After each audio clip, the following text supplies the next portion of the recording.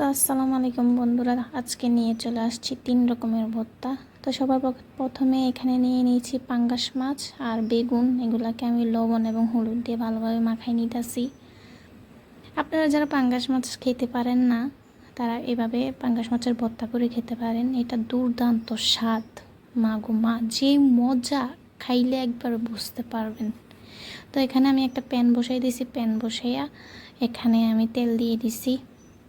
তারপরে মাছগুলো দিয়ে দিতেছি। এক সাইড দিয়ে আবার বেগুনও দিয়ে দিতেছি। এগুলোকে ভালোভাবে ভেজে নিব। এই পুটুক ভালোভাবে ভেজে নিব, এপাশ ওপাশ করে, দেখতেই পাচ্ছেন। অবশ্যই বাসায় ট্রাই করবেন। বেগুন ভর্তাটা গোল বেগুন দিয়ে অনেক বেশি মজা। লম্বা বেগুন দিয়েও করা যায়। এটাতেও মজা। তো দেখেন, আমি বেগুনগুলোকে ভেজে নিয়েছি। মাছ আরও হইব, বেগুনগুলোকে তুলে নিব। মাছগুলোকে আরও একটু লাল লাল করে ভাজি করব। এখানে একসাথে দিয়ে দিয়েছি মরিচ, শুকনো মরিচ, ভালো করে ভেজে নিব। এই ভর্তাগুলো তো বেশি পরিমাণে, যেহেতু 3টা ভর্তা, তাই জন্য মরিচটা একটু বেশি করেই নিছি।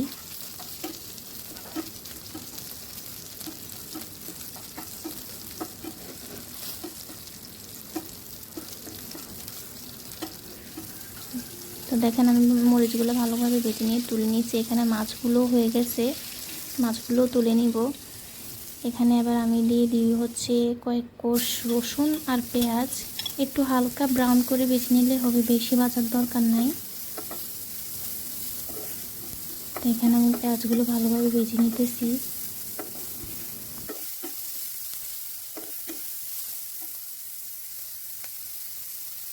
তো এই পর্যায়ে আরও একটু তেল দিয়ে দিছি। তেলটা যেহেতু কম হয়ে গেছিলো, তাই জন্য আরও একটু দিছি। পেঁয়াজটাকে আরও একটু ব্রাউন করে নিব।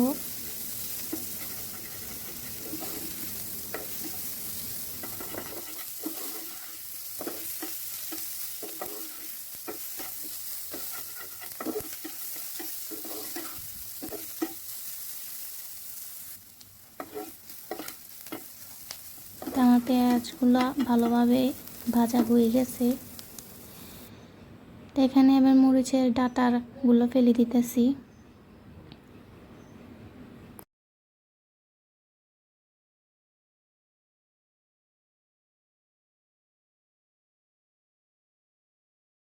তো আমার এখানে মরিচের ডাঁটাগুলো ফালানো শেষ। এখানে দিয়ে দিছি এবার লবণ।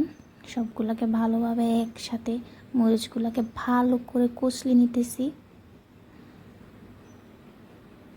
আমার বলতে বলতেই জিভে একেবারে পানি চলে আসতেছে ভয়েস ওভারটা দেওয়ার সময়।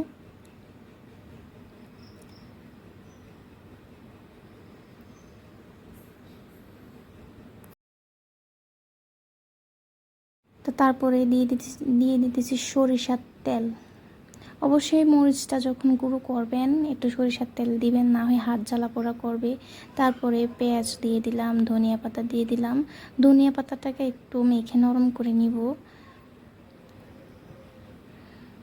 তারপরে পেঁয়াজগুলোকে একসাথে মেখে ফেললাম। এটাও কিন্তু এক ধরনের একটা ভর্তা হয়ে গেছে। এটাও গরম ভাতের সাথে খাইতে পারবেন। এখানে একটু দিয়ে দিয়েছি টেস্টি সল্ট। আপনারা চাইলে দিতে পারেন, না চাইলে নাও দিতে পারেন। এটা আসলে এটা দিলে একটু স্বাদটা আরও একটু বেশি বাড়ে। তারপরে আমি 3টা গোলা করে নিব, যেহেতু আজকে আমরা 3টা ভর্তা বানাবো। তো 3টা গোলা করা হয়ে গেছে আমার। একটাতে একটু কম হয়েছে, তারপর ওইটাতে একটু দিয়ে দিলাম। তো সবার প্রথমে আমি এখানে নিয়ে নিলাম বেগুনগুলোকে ভালোভাবে কষলে নিব।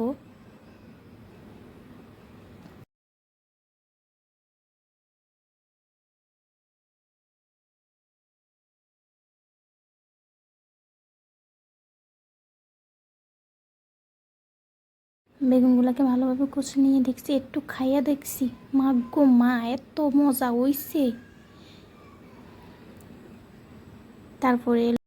তারপরে এলো পাঙ্গাস মাছ। এই পাঙ্গাস মাছটা যারা যারা খাইতেন পারেন না, গন্ধ লাগে, তারা তারা এমনি ভর্তা কইরা খাইতেন পারেন। যেই মজা হয়, মা গো মা। মাছটার আমি কাটা ছাড়িয়ে লইছি, এবং মাছটার গুঁড়া করে লইতাছি।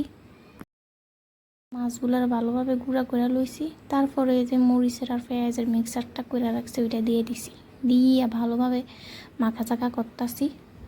এরপরে দিয়ে দিছি আরও একটু সরিষার তেল। এই সরিষার তেলটা হয়েছে একটা প্রধান উপকরণ। সরিষার তেল দিলে একবারে স্বাদটা একবারে টপ উঠতে যা। তো এখানে আমার ভর্তাটা রেডি হয়ে গেছে, এখন আরেকটা বানাবো। তো আমি প্রথমে আলু আর ডিম সিদ্ধ করে রাখছিলাম, তো ডিম আর আলু দিয়ে আরেকটা ভর্তা করবো।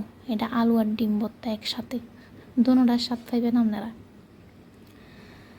তো আলুগুলাকে আমি ভালোভাবে কষলে নিতেছি, ডিমটা আর ভাঙ্গা লইছি, একটু ভালো করে মাখাচাকা করতেছি। এরপরে যে পেঁয়াজ মরিচের মিক্সারটা এটা দিয়ে দিলাম, দিয়ে আবারও মাখাচাকা করতেছি। মাখাচাকা শেষ, আর একটু সরিষার তেল দিমু, দিয়ে আবার মাখমু। এটা হচ্ছে খাঁটি সরিষার তেল, আমরা এটা বাসায় ভাঙাইছি।